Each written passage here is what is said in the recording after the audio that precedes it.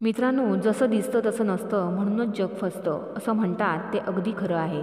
आपल्या नातेवाईकांचे सुद्धा तसेच असते. समोरून आपलं भलं व्हावं असं म्हणणारे आपले नातेवाईक मागून आपली कशी वाट लागेल या प्रयत्नात असतात. श्रोते हो, तुमच्या घरात कधी भांडण, तंटे, वादविवाद होत असतील तर ते मिटवण्यापेक्षा वाढवण्याचे काम हेच लोक करत असतात. तुमच्या प्रत्येक प्रगतीला आणि यशाला कशी नजर लावायची हे यांना चांगले ठाऊक असते. आपल्या घरामध्ये काही वाईट घडलं तर सर्वप्रथम हेच लोक आनंद साजरा करतात.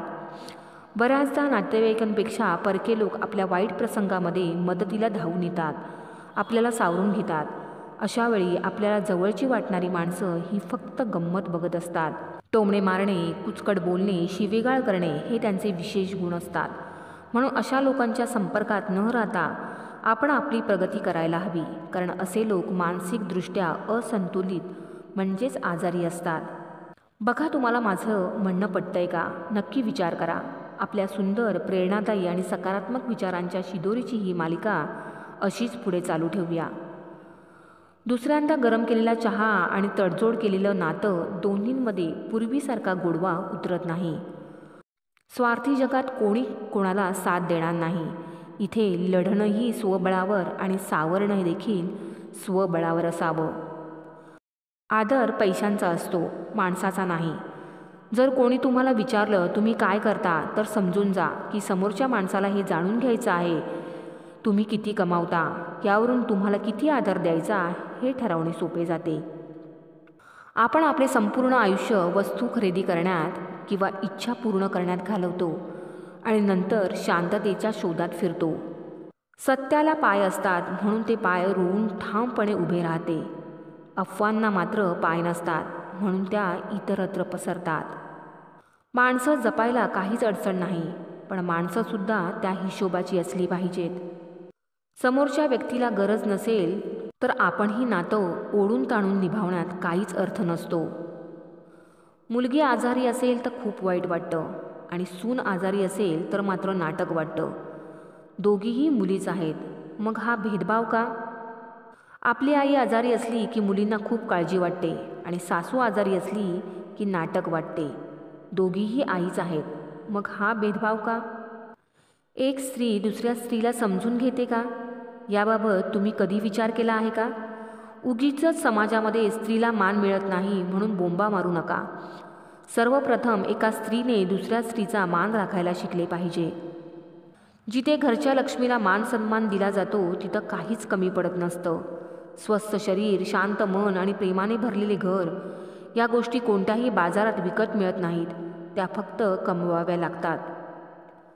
काही लोक करणीला घाबरतात, लिंबाला घाबरतात, धमकीला घाबरतात. जर आयुष्यात वाईट होणारच असेल तर त्याला कोणीच टाळू शकत नाही. देवकीला जेलमध्ये राहावं लागलं, सुदामाला गरिबी भोगावी लागली. भगवंताच्या जवळच्या माणसांना सुद्धा एवढं दुःख भोगावं लागलं, तर आपण कोण आहोत? पत्नीला आपल्या पतीला त्याच्या कामात मदत करण्यात आनंद मिळतो आणि त्याच्या खांद्याला खांदा लावून कुटुंब चालवण्याचा अभिमान वाटतो. विस्कटलेल्या आयुष्याला गोळा करण्याच्या नादात कधीकधी आपलं संपूर्ण आयुष्य निघून जातं. हक्क तिथेच दाखवायचा जिथे आपल्या शब्दाला मान आणि आपल्या असण्याची जाण असेल. आयुष्यात काही व्यक्ती खूप खास असतात, त्यांच्या सहवासात कायम राहावंसं वाटतं, पण त्यांना मात्र आपल्यासाठी वेळच नसतो. आईच्या दुधावर बाळाच्या शरीराचे पोषण होते आणि तिच्या तोंडून येणाऱ्या भाषेने आपल्या मनाचे पोषण होत असते. जिथे मनासारखं राहता येत नाही ते घर नसतं आणि ज्यांच्या समोर हक्काने बोलता येत नाही ते आपले नसतात. कोणाच्या बोलण्याने तुटून जायचं नसतं आणि कोणाच्या बोलण्याने झुरतही बसायचं नसतं. आपलं आयुष्य आपण थाटात जगायचं असतं. ज्याला आवडेल तो कौतुक करेल, ज्याला आवडणार नाही तो जळत बसेल. आपल्या जवळच्या लोकांसोबत कधीच गेम खेळू नका. चुकून जर जिंकला तर खूप काही गमवावं लागेल. आजच्या दिवसापेक्षा उद्याचा दिवस नक्कीच चांगला असेल अशी आशा सुटत नाही. म्हणूनच आपण जगत असतो.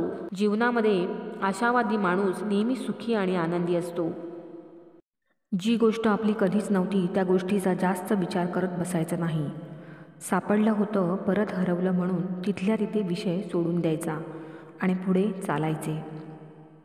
प्रत्येक नात्याचे स्ट्रगल हे वेगळं असतं.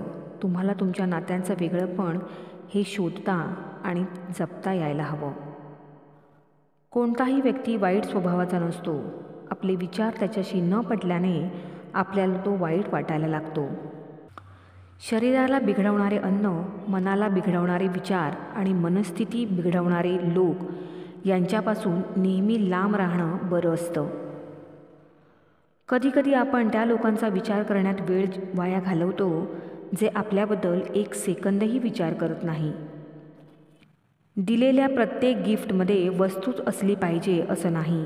प्रेम, आपुलकी, काळजी, आदर आणि मान सन्मान हे सुद्धा चांगलं गिफ्ट आहे. हे गिफ्ट कधी कोणाला देऊन तर पहा. कधी ना कधी आपण इतरांसाठी एक आठवण बनून राहणार आहोत, म्हणून ती आठवण चांगली असेल यासाठी प्रयत्न करा. मदतीचा रिचार्ज मारायला माणूस आपल्याकडे तेव्हाच येतो जेव्हा आपल्याकडे सुद्धा माणुसकीचा बॅलन्स पुरेसा असतो. आयुष्यात पुढे जाण्यासाठी उशीर झाला म्हणजे आपण हरणार असं नसतं. अनेकदा उशीर झाल्यामुळेच वेग दुप्पट होतो, परंतु दरवेळेस उशीर करू नये. चेहऱ्यामागचा चेहरा दिसला की माणूस एकतर खूप जवळचा होतो, नाहीतर कायमचा दुरावतो. भावना हृदयात ठेवून जगण्यापेक्षा त्या व्यक्त करण्यात मजा असते. डोळ्यात तर अश्रू नेहमीच येतात, पण ते पुसून हसण्यात मजा वेगळीच असते. पैसा हा मिठासारखा असतो.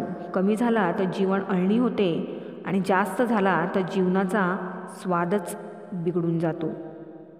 जे आपलं नाही त्याच्यावर कधीच हक्क सांगू नये आणि जो समजू शकत नाही त्याच्याकडे कधीही दुःख व्यक्त करू नये. तुमच्या कर्मामुळे जर एखाद्याचं भलं होत असेल तर ते कर्म एखाद्या वरदानापेक्षा कमी नाही. समोरच्या व्यक्तीने दिलेल्या भेटवस्तूपेक्षा त्यांनी दिलेली वेळ ही जास्त अविस्मरणीय असते.